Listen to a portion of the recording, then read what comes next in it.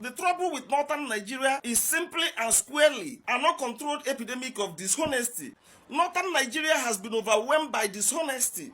Northern Nigeria has been trapped in the iron web of dishonesty that has completely shattered the moral fabrics, the moral foundation of the region. For so many years, they allowed uneducated Malams misinform a lot of innocent Northerners about jihad. And there was no effort by Northern leaders, Islamic scholars, academians in Northern Nigeria to correct this misinformation, to push back against this misinformation. Jihad is at the center of everything that is going on in Northern Nigeria. A lot of criminals are hiding behind jihad to commit criminality. Corrupt criminal politicians in Northern Nigeria are hiding behind jihad to advance their personal political interests, both locally and nationally. Some years ago, some religious leaders misinformed a lot of Northerners about the polio vaccination program. And as a result, about 5 northern states boycotted polio vaccination, and there was an outbreak of polio in northern Nigeria. To counter the lies, the WHO, the Ministry of Health as at that time, brought in local religious leaders, traditional leaders. Sultan of Sokoto, somebody like Professor Umar Shehu played a very vital role in seeing that this sensitization program get to the grassroots. Why are they not doing the same when it comes to jihad? They know the fact there is so much lie around the concept of jihad. What they know as jihad is not in accordance with the Quran. Why are northern leaders not pushing back with truth? Why has there not been any sensitization program to counter the lies, the misconception around jihad? It is time for northern Nigeria to rise up and push back against lies that are being told with the name of Islam, so we all can have peace in Nigeria. Now, the question that a lot of Nigerians, in reacting to what the US said they should do, the Nigerian government should do before they partner with them, and in reaction to Boala's response to that is, who and how has the Sharia law enabled the northern states? How many political bigwigs has Sharia law been implemented on? Is the Sharia law for the rich or for the poor? Who are those that the gavel of Sharia law being imposed on more? Is it the poor people or the rich people? And with all the reports we hear about embezzling of funds, crime and criminality perpetrated by the political bigwigs, yet Sharia law was never meted out on them. So is Sharia law a political vice to possibly enslave some of the northern members who practice Islam? Or is this something else that Nigerians don't understand? This again is a conversation that has been on the space. What's your take on this? Good. Esther, I thank God that this is coming up. You see, the very problem of Nigeria is what US is trying to expose to us. We have been sleeping on our rights. Because I don't see how your tradition and your religious culture and tradition should be included in our national constitution. Yes. Sharia is a way of life of the Muslims. The Christians, don't they have their own way of life, Esther? Why is it not in the constitution? Tell me. No, you can see that over the years, we have been sleeping on our rights, and I've been saying it here. The Christians, in fact, your own type of religion is not what God taught you. I'm not joking. This is not what God taught you. God didn't say you should not fight for your rights. We have allowed this thing, and that is why these guys have been using it to ride roughshod on us. Look at all the things in our constitution, that the national constitution is against about this child marriage. Where in this world do you support that a 10-year-old girl should be married to somebody?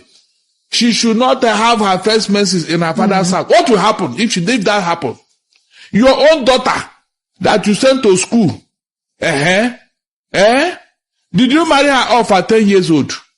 Esther, there are so many things about this Sharia that we need to interrogate now. Now that this thing has been raised, the Christians should raise it up. Yes, the Christian South, you should raise. If they refuse to remove it, then we are going to bring our own canon law into the constitution.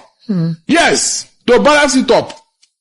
Because if you see the damage this thing have done to the average northerner, you will shed tears. Who Who did they cut their hand when they steal a fowl? Is it not the poor?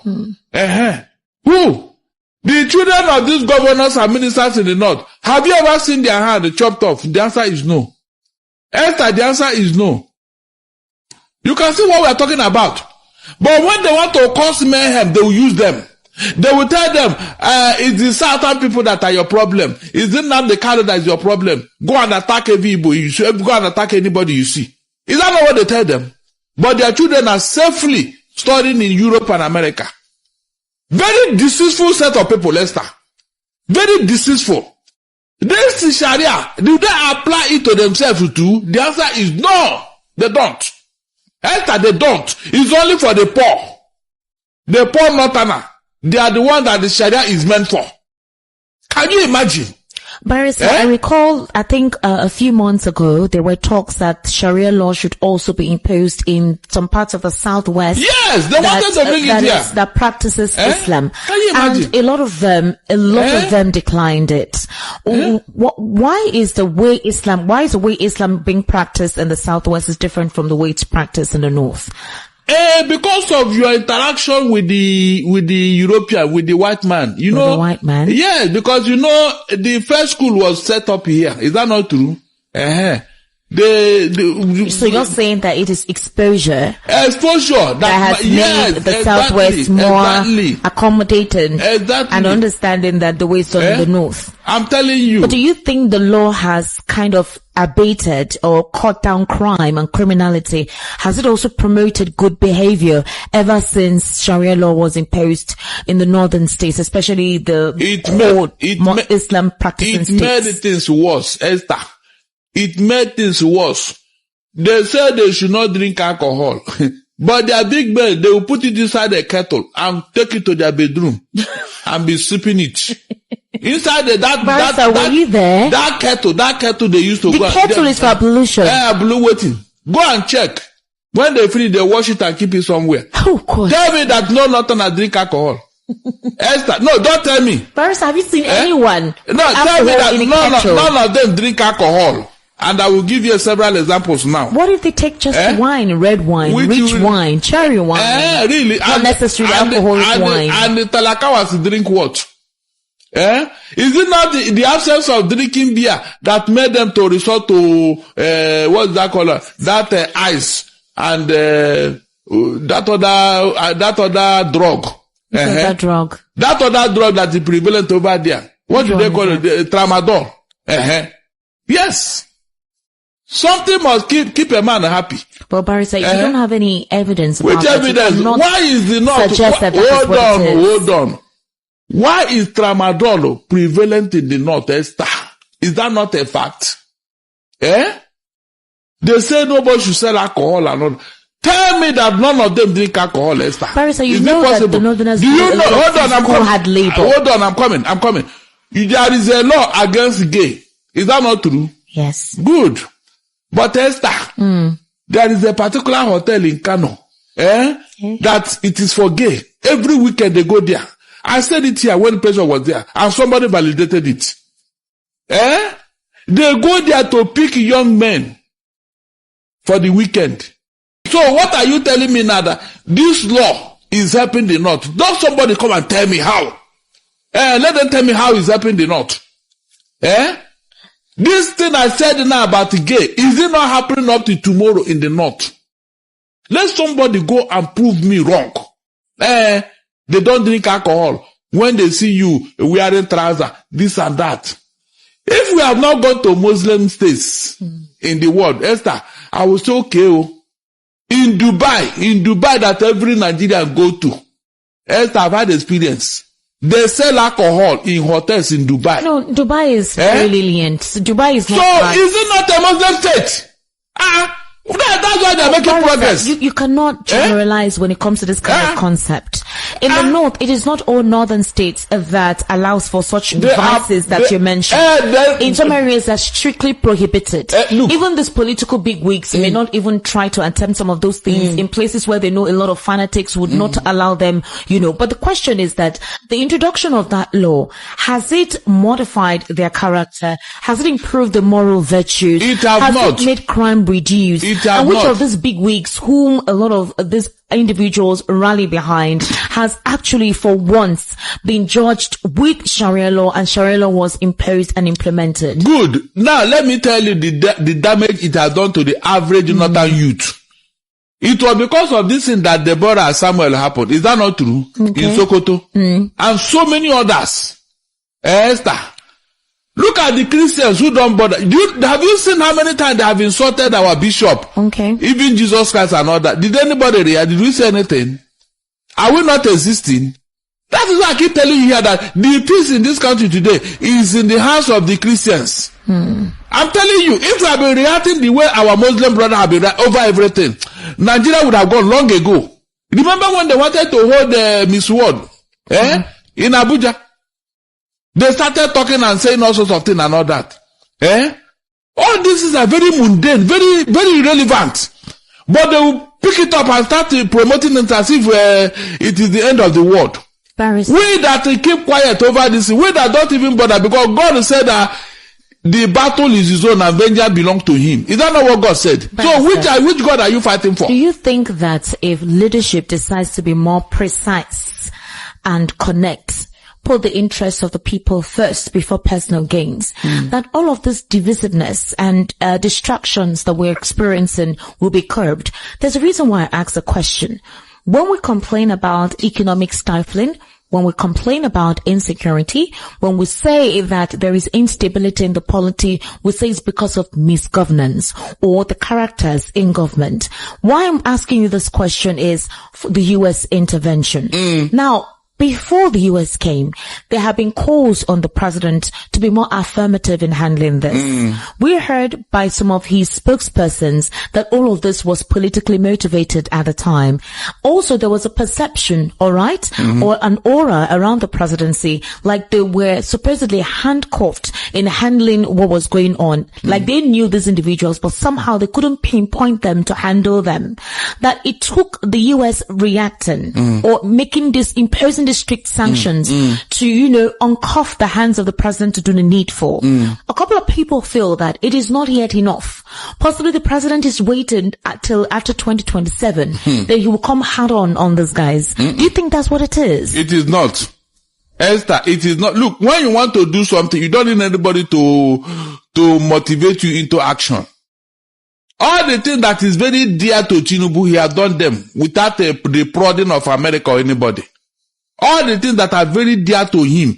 You see this Muslim thing, it has become very fanatical, very, very unconscious level. You can, hold on, I'm coming.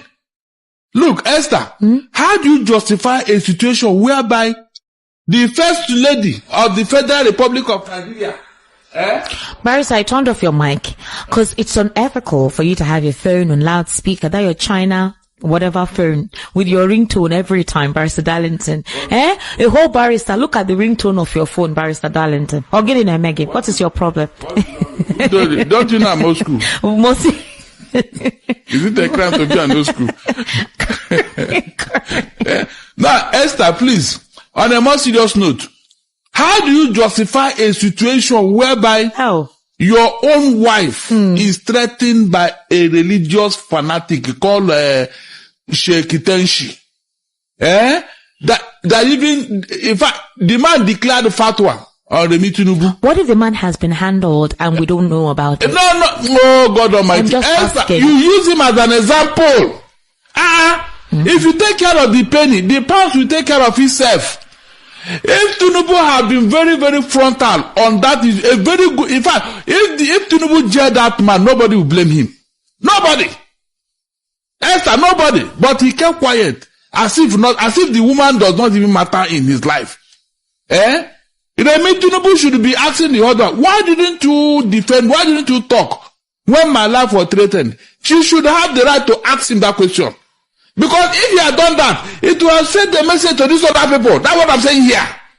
Yes, it would have sent a message to them. If the man had been jailed for that thing, because they said Nnamdi Kanu threatened this person, threatened this other person. He said, But somebody have done something worse here, and nobody reprimanded him. Nobody said a word. Esther, how do you justify that? I am telling you that if Tinubu had jailed that man, it would have sent a message to all these people like Shegumi. Sharia, you understand, or Islamic law. You know, Sharia is an Islamic law. So Sharia, or if you like to say Islamic law, is the system of laws and moral rules driven from Islamic teaching. It guides many aspects of a Muslim life, personal behavior, family matters, worship, and sometimes governance. You know, when you come to a particular country where, you know, we have both Muslim, Christian, and those who do not believe, just like Nigeria. You know, you cannot go to places like Benue and say you want to implement Sharia law. It's not possible. You cannot go to places like Port Harcourt and say you want to apply Sharia law. It's not possible. You cannot go to places like Anambra today and say you want to practice Sharia law. It's not possible. But you can go to places like Kano, where 99.9% are Muslims, they can practice Sharia law. If you go to places like Sokoto, where there are 99.9% Muslims, they can practice Sharia law. There is nothing wrong in that. If you go to places like Kasina, Kebbi, you know, Zamfara, and the rest of them that have 99.9% Muslims, can practice Sharia law. And by the way, let me make it very clear to every and each one of you out there. There is no single state in the north that practice Sharia law. Even Zamfara that are claiming to practice Sharia law, that was long ago. And even when they said they wanted to practice Sharia law, is full of politics and it never come to reality. So there is never a single state in Nigeria that practice Sharia law. But yes, indeed, we have court where we Muslims, if we decided that we wanted to take somebody like we among our community, if there is a problem that we feel it is only our scholars that will understand the situation or the gravity of the problem we are passing through, not the constitution, then we move to that Sharia court in order to, you understand, lay our complaint, and they will look into our matter and see how they can resolve it for us. By the way, it's not compulsory. If you don't like going to Sharia court, then you can still decide and go, understand, to a government court that is, you understand, organized by the government of that particular country. So the truth of the matter is Sharia law is not something that is imposed compulsory on any other religion except a Muslim. And the truth of the matter is a Muslim is never a Muslim if he doesn't practice Sharia law. Do you think today, if another country come and said, okay, there should be no Sharia law in Nigerian, it can work? It can never work. If you want to tell me there is no Sharia law in Nigeria, then that means you're going to take out all the Muslims in Nigeria, because we live, our complete way of life is Sharia law. Unless if you don't understand what Sharia law is all about. And sources of Sharia law, you know, we have 4 main sources of Sharia law. Number 1, we have the Quran, which is the holy book of Muslims, and number 2, we have the Hadith and the Sunnah of the Prophet Muhammad sallallahu alaihi wasallam. That's the saying of the Prophet Muhammad sallallahu alaihi wasallam, apart from revolution. And then Ijma, you understand, agreement or consensus of Islamic scholars. And then the number 4, we have Qiyas, reasoning by analogy when there is no direct text. You understand, when there is no direct text, maybe an incident that happens to, you know, and his incident happens to occur, and we don't have maybe judgment for that incident, then the ulama will come together, you know, see how they can, you understand, bring a swift law that will definitely, you understand, take place, that is not going to be harmful to the community. So the truth of the matter is, you know, our dressing is Sharia law, the way we eat our food is Sharia law, our daily life is Sharia law, how we take care of our families is Sharia law, how we dress is Sharia law. So if you totally want to take Sharia law out of the Muslims community or out of a Muslim life, then it means that Muslim is completely dead, not alive. So the truth of the matter is, you guys do not still understand what Sharia law is. Welcome back. I know you don't hear what is going on here, and we have talked about this issue here a long time ago, and we are still here to talk about it today again. You know, I've told you guys several times that any law that is made not to make a country develop should not be considered as a good law. There has been a lot of problem here because of this so-called law, whatsoever law that they call it. Although most of all these things that I'm here to say is because of what this guy that just finished talking here says. I'm here just because of him, because he cannot force anybody to do what they are doing. Although he says something that amazed me small, sha. He says that it is only Kano and their own part of the country the law works. He says that they haven't forced anybody who stays in the middle belt or the south to come and be under the law. That is what he said. So that one that he has put in, or he has explained, has given some of us hope. And although it is not only because of only us in the south we are here to see or demand for this law to be cancelled. It is because of everybody, both the average northerner who don't have or who cannot speak for themselves. It's because of them we are here all. So for what he said again, where we say the talk say as the law no dey for southwest, where no dey for south, where no dey for southeast, make anybody from that region make it no put mouth. According to him, see, we must put mouth just because all of us here we have this nation together. So there is no way you will be practicing that law, even that same law, Islamic law or whatsoever law that you call it.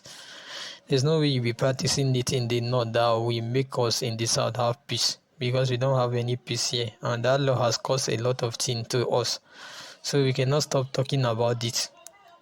And thank God, this country, this thing is going on globally. It's going globally now, and everybody now are now giving attention to it. People now are now focusing on this Sharia and many other things to be taken down, because if this thing is not taken down, it's going to cause a lot of problem here. Because as we talk now, there are many people who say they don't plan to start war for different states now, just because of the end that they want to put to this thing. And if they put the end to this thing, nobody say it go benefit anybody more than the same people who say anytime when they talk about this law, they go come out. Nobody say it go like it go benefit us now it go benefit. So this law where you say the first on only not and only people where say they did for Kano where they talk, you know, go fix the work, because Kano today is part of Nigeria, and people that are living in Kano are Nigerians. So we cannot just keep quiet while Kano's people and many other people where say they did for the northern part of Nigeria keep going down day by day. Because that is the same thing they use on Deborah and many other people. There is no they use on Deborah, they use on one woman like that for inside the Abuja in Bari the other time, that the woman, she has committed or she has done a blasphemy, so that thing lead them to buy the woman too. And that law is not here to save anybody. So the law must end now. It must end now. So make US, make they continue to do their work, abeg. Now say you be, and make Tinubu to make he do how he go fit to make this law just end, because he don't do too much, abeg. Now so you be, you hearing us, we know say if you get with him, won't let us know concerning the waiting people here don't talk. If anything like that, they make you drop what you get to talk below. And also if today is the first time you are coming, make you like, share, subscribe. Thank you.